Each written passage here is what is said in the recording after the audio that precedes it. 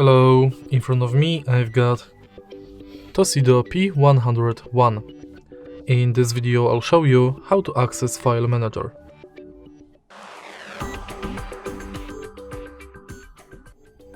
In the beginning, let's go to Files app and enter it.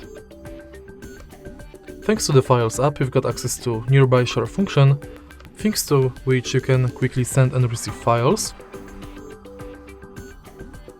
Browse function, thanks to which you can get access to your downloads, images, videos, audio, documents and other apps internal storage.